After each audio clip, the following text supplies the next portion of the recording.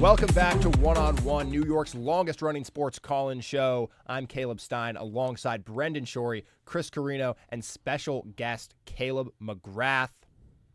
Call in 718-817-2750. Talking a little ball. Talking a little ball on YouTube Live. If you're listening on 90.7, the radio, this was pre-recorded from 11 a.m. to 2 p.m. on this fine Saturday, April 12th. Actually really cold and rainy, but... Yeah, but it's bad out. It's fine because of what we're doing, not because of the weather. It feels like the last gasp of the winter. Like, it's really just kind of making us feel it before we were not going to feel it for like 3 or 4 months. So kind of just think about it that way. The last cold weather you're really going to have for 3 or 4 months. I'm excited. When the Bronx weather's great, it's the best. Good little silver lining from Chris Carrino. Try to always keep the glass half full. You know what I mean? Yeah.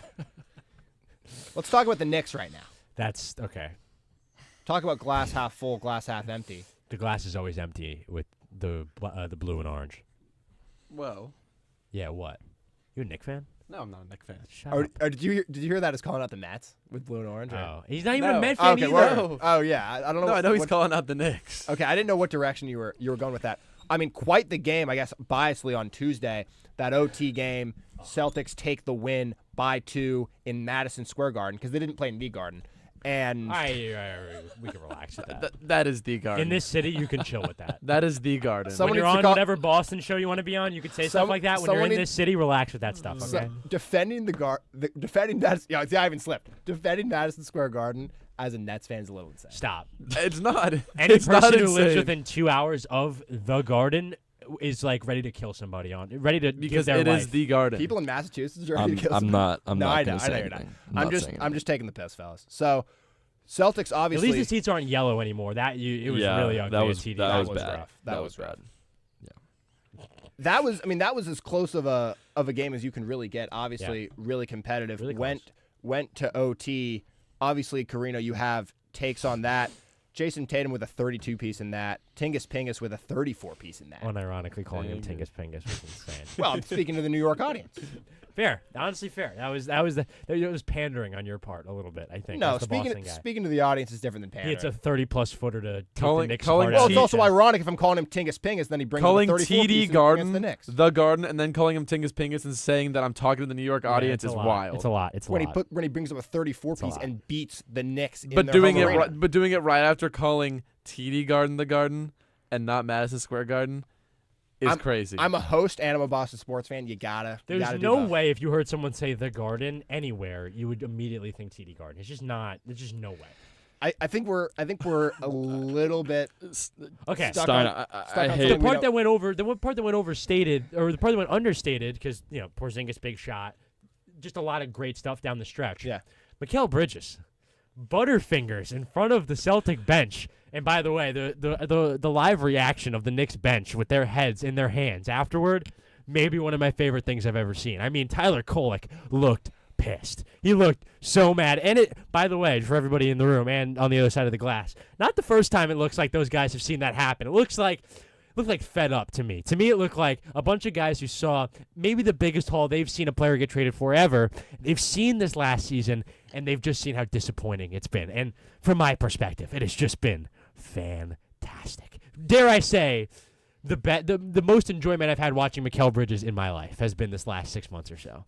when he's not on your team. When I could just hate watch it in a beautiful bliss, because it's been fantastic, and he's the reason they're not on the ceiling they are, because they continue to have to play him, and it's been great. It's been awesome, and the Nets have 4 first-round picks this year, Someone's happy. Let's calm down over there. We're not talking about Nets right and now. the Knicks are going to lose to the Pistons in the first round. Like, oh my God! Let's calm down. Yes, I think this was a great loss for the Knicks. great loss. Yes, because kind of a crazy let me team. explain it. Great loss. Let me explain it. Listen, you took the Celtics, who are undoubtedly highly regarded as one of the best teams in the league, if not the best. So funny. Go on. So you take this team to overtime, you lose by 2. You show that with all their season struggles against the top teams in the league, against the Thunder, against the Celtics, against the Cavs, where they hadn't won a single game all season, They lost this one, but it was actually close this time. They showed they can hang around with these guys. And then Put up the banner. They can hang around. I was going to say, I didn't want to interrupt. No. I didn't want to interrupt. I need measurement on the banner. Hung around, so I need 2025. I need how long and how wide do we need it? And what letters do we want on it? I'll put it right next to, what was the last time they won a championship? 70? Yeah, I'll throw it right next to that banner. It wasn't And then played to win. It was played to compete. Kurt. I love having Kurt in my ear during this segment. I'll put it next to all their division banners that mean actually nothing. The Magic were a 7 seed this year. They won their division. But just kind of going back to what I was saying, competing with the Celtics, as much of an accomplishment as the Nets being really close with any of the games they've played down the stretch this season. The Nets have won a game in Boston more recently than the Knicks have last season. Yeah, it was Bridges, but still, there needs to be a certain bar of, we can't just be throwing parties when these guys compete. They need to win the game. It showed me as much in that last stretch with the Celtics, with Porzingis, with how they played to close out that game. Showed me as much about how good that Celtic team is than how good that Knicks team is that they competed. I'm not out here saying the Knicks are going to win it this year. I'm not. I'm saying Win what? The first round? What do you mean? the finals. I'm not. That wasn't even in my head. That was like saying the Nets were going to go to the finals. That I'm was not so out out of my brain. I'm not out here saying that. I'm saying I'm glad you didn't say that. I'm saying this loss should give them a little bit of hope that they can compete in the playoffs. Will they win a series? Who knows? But Stine, it don't shows you kind that of they agree can with what I compete. said? It just showed so much of the character in a positive direction of the Celtics and so much less to a positive for the Knicks that they competed with the Celtics. Actually, we're in a game with a team with a lot of really good players, and they just totally closed them out, did what they had to do, played championship ball. 100%. Yeah. I think that shows way more than what it would show from a positive perspective from the Knicks. You know, Agreed. I'll take the other side on this. Okay. At your own risk. When I'm looking at the box score, I see Jaylen Brown playing 22 minutes. I know he's been hampered by injuries, and there's a lot going on there. The big thing that stands out to me as both a positive and a negative is Kristaps Porzingis shooting 8 for 13 from 3. It's really big. It's big he's healthy. It's big he's out there. Yes. That's good and bad. When you're beating the Knicks by 2 with Kristaps shooting 8 for 13 from 3. Knicks have never been more smart than 4th overall picking Kristaps Porzingis, and they didn't get to enjoy any of the fruits of that labor, and it was maybe the best decision they've ever made.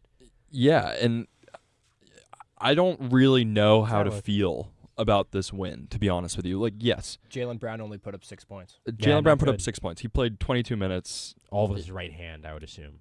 You'd have to assume. Yeah, right. And I just feel like there's another level to this Celtics team that's just not being realized. Definitely. And, I think we can give the Knicks credit for hanging around, but frankly, they should have won that game. That's my point. They should have won. Yes. Them throwing away a game, we're not throwing a party for that. Yeah. They should have won. I never said throw a party.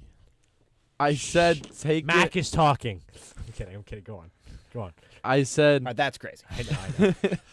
take it with a grain of salt.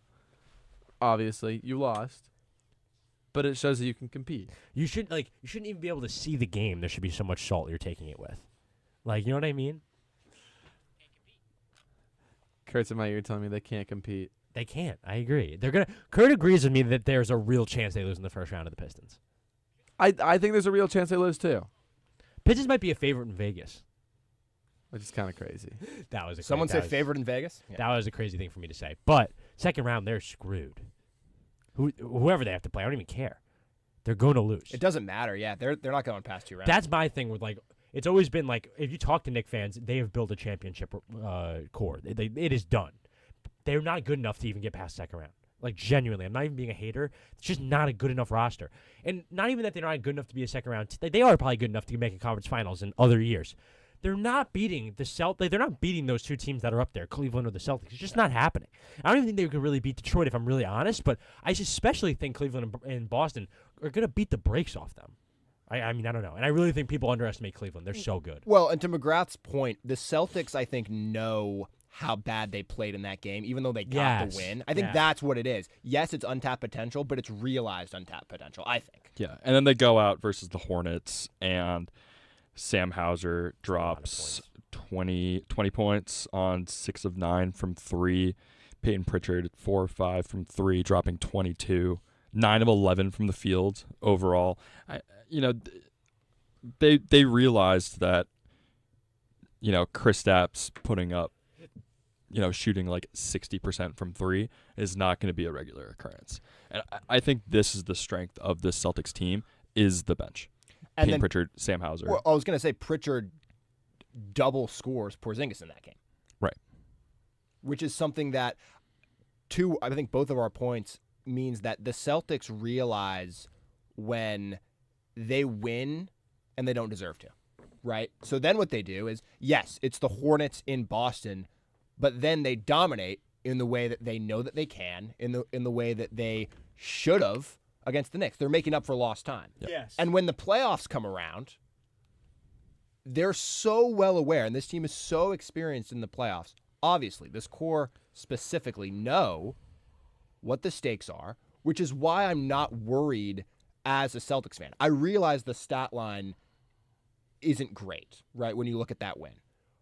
But I don't think on the broader picture there's much to worry about from the Celtics. I think the Cavs obviously will give Boston a run for their money in the Eastern Conference Finals, but I think a repeat is very much on the horizon. I agree. I mean, it's just I think that was, if I was to put money on the Celtics or the field, I think I'd still lean Celtics just because I think they're just by far the better team. With that said, there's just a different aura with the Lakers-Celtics finals. Like, it just feels That a would be little so tough. just feels a little different. Regardless of what team is more talented, it just feels a little different. So I don't know. It just means more. That's my ultimate dream is for LeBron to get 5 in the TD Garden. It just got a little That bit more. would be awesome. Holding up his fingers with the 5 as all the Boston people probably not Cut his saying mic. probably not saying the nicest things are all just looking at him and just have to what do they have to do? Witness. That was not tough. Yeah, that was That was more cringe than anything Jason Tatum has ever done in his life. That's not true. That's not true. true. I thought he cooked. These Right? people, That Boston is people always insane. take it too far. Every time they are right about something, they always take it a little too far. 2018 Red We Sox did this, it! Mookie this. We did it. Jason That was more Tatum. tough than what you just did. No, it was not. I'm kidding. I'm You totally- have to witness. You just have to sit there. That's all you can do, really. It's just witness. Well, we'll see. I think the NBA this season with the playoffs, it's pretty open. Austin Reeves, a Finals MVP plus 9,000. Book it. I don't hate it. I do. Book it. I was just gonna say plus 900. I'm like, plus 9,000. You know. I said 9 million, didn't I? Right. I said 90 trillion. Yeah. But yeah, I mean, any other takes when when you look at, I think the Knicks going forward. Obviously, we're in New York. We keep it local here. Yeah. Keep it local. Call it a hot take if you want. I don't think Jalen Brunson's a good enough one to win it. Oh, I don't think that's a hot take at all. I think you look at the other teams. I'm taking Spida over him. I'm taking Tatum over him. Over who? Brunson.